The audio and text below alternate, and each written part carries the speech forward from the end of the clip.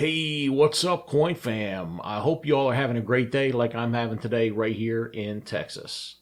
I'm Miser, and welcome to the Mint Miser channel, where we give you honest and accurate information about how to identify rare and valuable coins in your pocket change, while coin roll hunting, or even in your existing coin collection. In today's video, we're going to talk about some rare and valuable pennies. Make sure you stick around until the end, because we're going to be talking about a key date penny that even in lower grades is still worth some really good money if you have one. Don't forget to hit that like button and the bell icon for our weekly videos.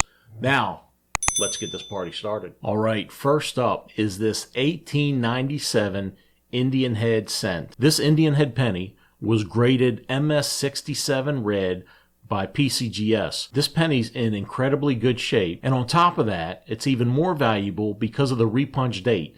If you look down here at the date, at the bottom of the 9, if you look closely, you can see remnants of a repunched date at the top of the lower loop of the 8 and on the 9 below the lower curve. This is a very rare variety, and this is probably the finest known example. What's a penny like this worth? $45,600. This has come up before, but how can you have a video about Lincoln cent varieties and not talk about the 1955 double die? You don't need any magnification for spotting this one right here. The doubling on this penny is very obvious, and there's no question about it. All of the lettering and numbering on the obverse of the coin, "In God We Trust," "Liberty," and 1955. This is one of the most popular double dies out there. And you can tell because this one right here sold at auction for $59,225. And here's one a little bit older. This is a 1922 No D strong reverse graded MS64 red brown by NGC. Now there's a couple things to note here. First, the No D. In 1922, all Lincoln cents were minted at the Denver Mint. According to Heritage Auctions, the No D was the result of dressing or lapping a clash marked obverse die, in the process removing all signs of the mint mark. The other point on this one, the old reverse dies were discarded and a new one was created, as evidenced by the really bold strike right here on the reverse of the coin. So what will a 1922 No D strong reverse Lincoln cent get at auction? This one right here, based on the grade and population, brought in $74,750. Here's an 1899 Indian Head cent. This one here graded MS68 red by PCGS. In this condition, nowadays this would be an amazingly beautiful penny,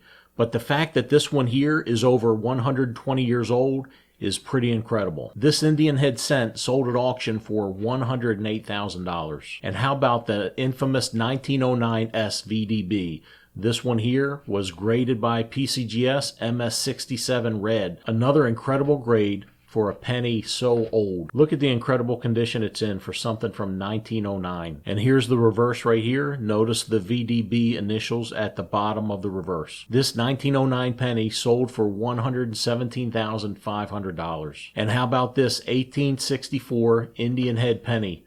This one here was graded Proof 64 red, and it's the variety with the L on the ribbon. Let's take a closer look at the L. If you look at the obverse of the coin, slightly below center and to the right here, you see the L on the ribbon. This 1864 variety, graded Proof 64, brought in $123,375. We talked about the 1955 double die earlier. How about this one right here? This is another very famous double die from 1969. It was minted in San Francisco and graded MS64 red. The doubling here is obvious, but not as obvious as the 1955 double die we looked at earlier. Again, you can see doubling on all the words in God We Trust, the word Liberty, as well as the 1969 date right here. This coin sold at auction for $126,500. And here's another mint error. There had to be some mint mischief going on for this one right here. This 1905 Indian Head cent was struck on a $2.50 gold planchet. I doubt very much that this was a mistake. You can see it struck a little bit off center on both the obverse and the reverse because of the difference between a copper planchet and a gold planchet. How about this transition coin right here? You can call mint mischief on this one as well. This is a 1944 San Francisco minted penny. This was graded MS66.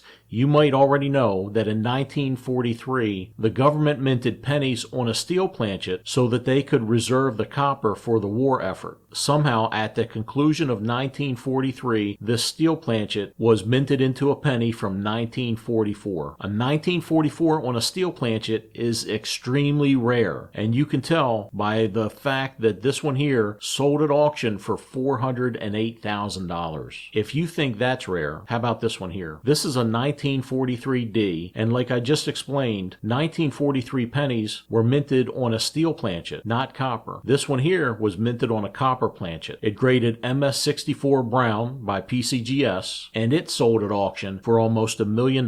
This one here went for $840,000. Now let's talk about a key date. This is a 1914 Denver minted penny.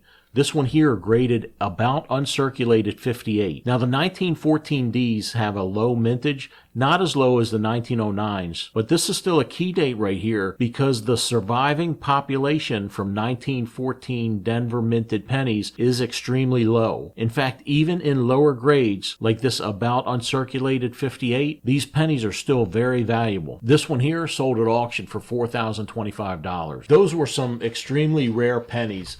Go ahead and check your album like this one right here. Let me know if you've got one of those key date 1914Ds in your album. Leave a comment below and let me know whether or not you have one. Thanks for watching. I'll see you next video.